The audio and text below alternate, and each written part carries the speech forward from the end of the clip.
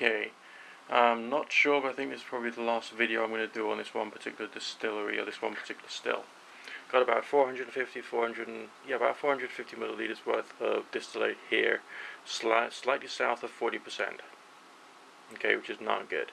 What I've done is I tested the alcohol by volume of the stuff that was fermented in there using the turbo yeast. This was a turbo express yeast, which means that it gets through 6 kilograms of sugar in 24 hours, and it actually did. Okay, because I used the wine and beer hydrometer to measure the alcohol percentage, and it demonstrated that yes, that was bare minimum 13.6%. So essentially we got the right quantity of alcohol. I then put it through the still and ran it for about 50 minutes without checking the percentage. What I have noticed about distillate is that the distillate tends to go down in percentage if you just leave it to cool, and I think that's just due to evaporation. So essentially I think that, strangely enough, this 750 watt water still was in fact designed to distill water.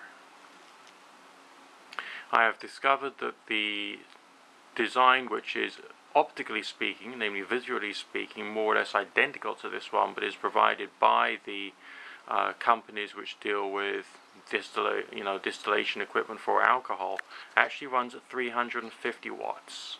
So it would make more sense that's a lower temperature, which means that it's a higher efficiency, taking into account that the worm coil is probably more or less the same length.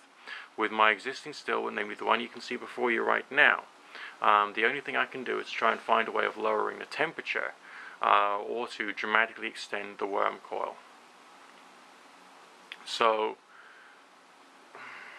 I will probably do an experiment on that in the not too distant future.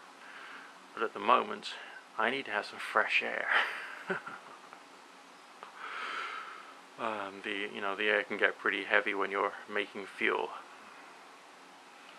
So what I'm probably going to do is carry on collecting all of my distillate together.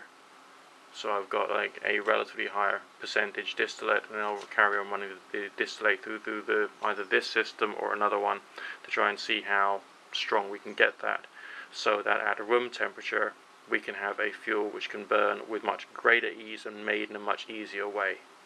Okay? That's where I'm at so far.